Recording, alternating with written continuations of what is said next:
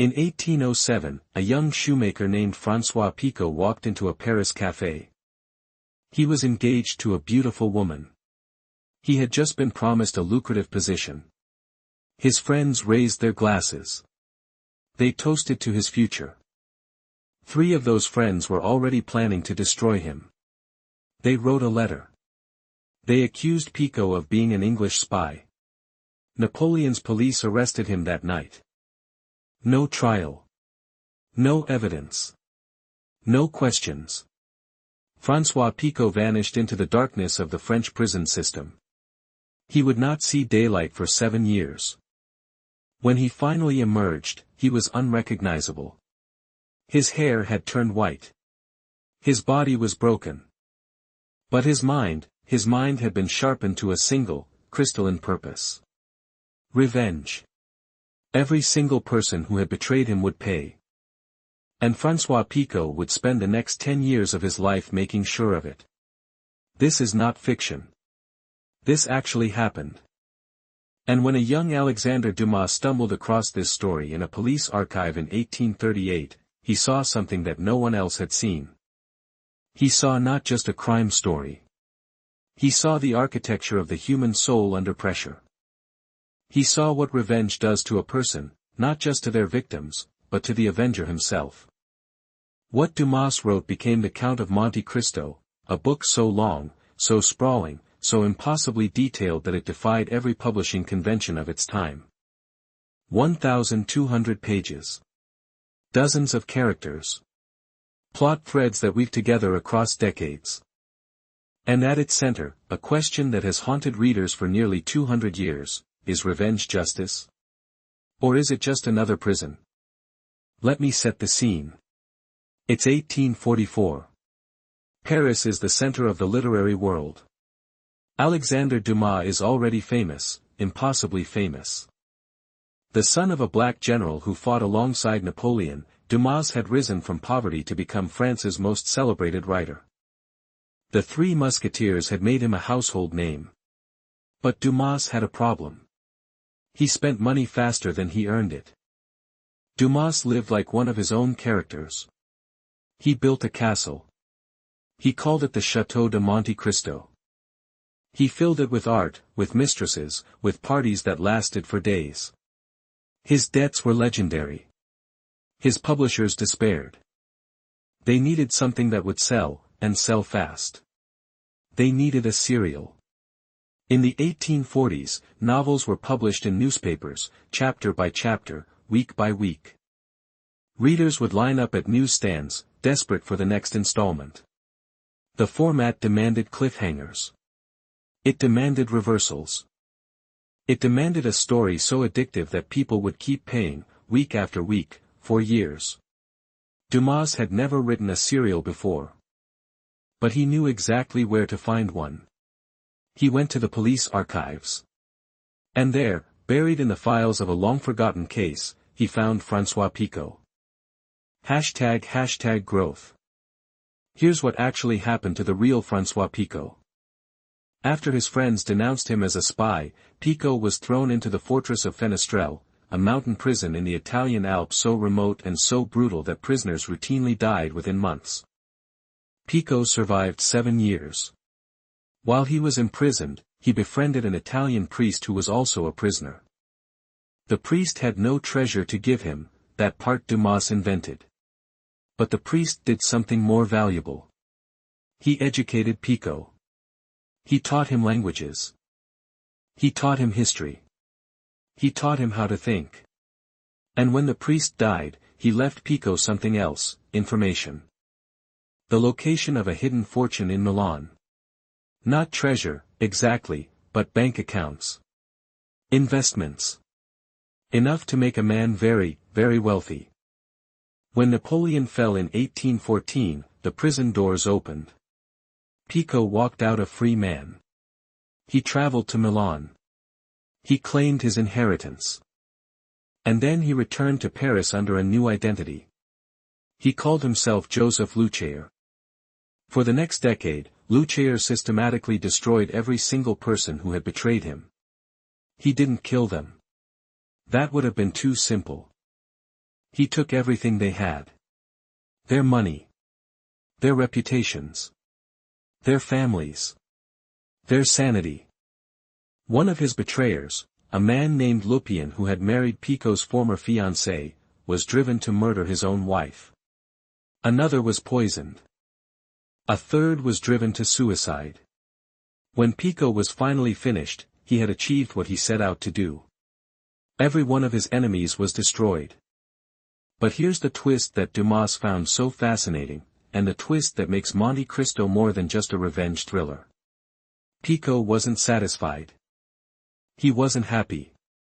He wasn't at peace. He was empty. ## turning point. The real drama wasn't the revenge itself. The real drama was what the revenge did to the avenger. In Dumas's novel, this becomes the central arc of Edmond Dantes, a young sailor who is betrayed on his wedding day, imprisoned for 14 years in the Château d'If, and emerges as the Count of Monte Cristo, a man of infinite wealth and infinite patience. The first half of the novel is prison. The second half is revenge. And the revenge is extraordinary. Dantes, now the Count, doesn't simply kill his enemies. He studies them. He learns their secrets. He insinuates himself into their lives. He makes them destroy themselves. Fernand, the man who stole his fiancée, is exposed as a traitor and abandoned by his family. He puts a gun to his head. Villefort, the prosecutor who sent an innocent man to prison to protect his own career, watches his entire family die around him, poisoned, one, by his own wife. He ends the novel in a state of absolute madness, digging in his garden, convinced that there are bodies buried beneath his feet. Danglars, the financier who orchestrated the scheme out of pure greed, is slowly bankrupted. Every investment fails. Every ally abandons him. In the novel's final act, he is captured by Italian bandits who charge him 100,000 francs per meal. He is forced to pay his entire fortune, bite by bite, until he has nothing left. It is, without question, one of the most meticulously crafted revenge plots in all of literature. But Dumas does something remarkable at the end. Dantes begins to doubt himself. ## consequences. He stands amid the ruins of his enemies' lives, and he asks, was this justice? Or was I just another man who used his power to destroy? This is where Monte Cristo transcends the revenge genre. Dantes realizes that he has become something monstrous. He has played God.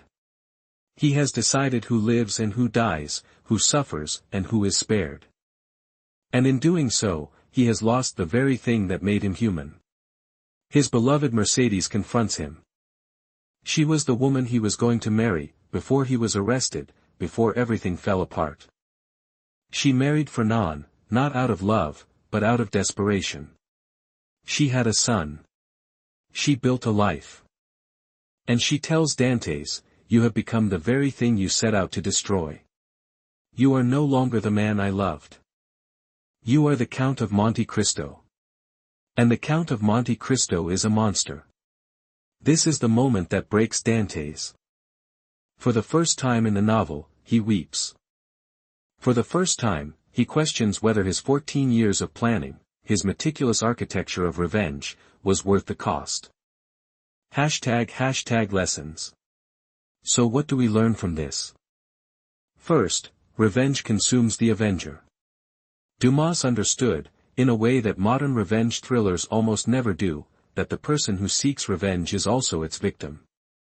Dantes gets his revenge. He destroys every single person who wronged him. But he also destroys the man he used to be. The innocent sailor who loved the sea, who loved Mercedes, who believed in justice, that man died in the Château d'If. What emerged was something else entirely. The real François Picot learned this too. After destroying his enemies, he was murdered by one of the few people who had helped him, a man who had grown disgusted by the depth of Picot's cruelty. Revenge created more revenge. The cycle never ended. Second, mercy is harder than vengeance. And more powerful, ***. In the novel's climax, Dantes confronts Danglars, the man who started it all. Danglars is starving, alone, his fortune gone. He expects death. Instead, Dantes forgives him. He gives him food. He lets him go. This is not weakness. This is the hardest thing Dantes has ever done, harder than escaping prison, harder than building a fortune, harder than orchestrating the downfall of his enemies. Forgiveness costs more than revenge. But it is the only thing that sets Dantes free. Third, the stories we tell about justice shape what we become. Dumas wrote Monte Cristo in a time of tremendous political upheaval. France was oscillating between monarchy and republic. Justice was a weapon that the powerful used against the powerless. The novel is, at its core, a meditation on what real justice looks like, and whether any human being is qualified to dispense it. Today, in 2026, a new generation is discovering Monte Cristo. The PBS adaptation has brought the story to millions of viewers. And the questions Dumas asked in 1844 are as urgent as ever. When we are wronged, what do we do with that anger? Do we let it consume us? Or do we find another way? #closing. Alexandre Dumas died in 1870. He was 68 years old.